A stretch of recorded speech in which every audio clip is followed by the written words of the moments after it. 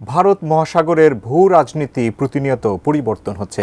ভারতের অংশীদারদের মাধ্যমে যুক্তরাষ্ট্র চীনের প্রভাব কমাতে চাইছে। নতুন এই সমীকরণ পাকিস্তানের জন্য চ্যালেঞ্জ তৈরি করছে বিশ্ব রাজনীতিতে।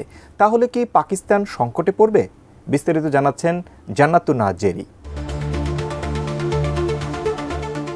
ভারত মহাসাগর বিশ্বের অন্যতম গুরুত্বপূর্ণ সমুদ্রপথ।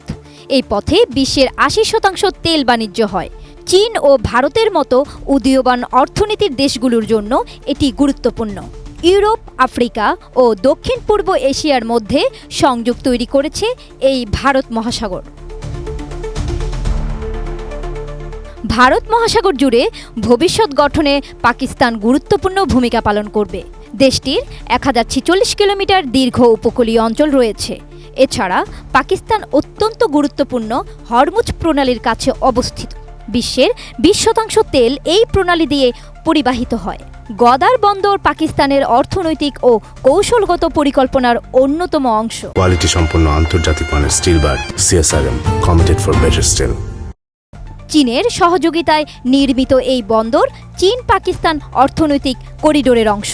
এটি পাকিস্তানকে মধ্য এশিয়া ও মধ্যপ্রাচ্যের সঙ্গে সংযুক্ত করেছে, যার মাধ্যমে চীন আরব সাগরে সরাসরি প্রবেশ করবে এবং মালাক্কা প্রণালীর উপর নির্ভরতা কমিয়ে দেবে। যুক্তরাষ্ট্রের ইন্দো প্যাসিফিক কৌশলের কারণে ভারত মহাসাগরের ভূ রাজনীতিতে নতুন মাত্রা যোগ হয়েছে। ফলে ভারত মহাসাগরে সামরিক কার্যক্রম বাড়ছে। যুক্তরাষ্ট্র, ভারত ও চীন এখানে নৌবাহিনী মোতায়েন করছে। এতে সংঘাতের ঝুঁকিও বাড়ছে। এছাড়া জলদস্যুতা, সন্ত্রাসবাদ ও অবৈধভাবে মাছ ধরাও পাকিস্তানের সামুদ্রিক নিরাপত্তার জন্য হুমকি।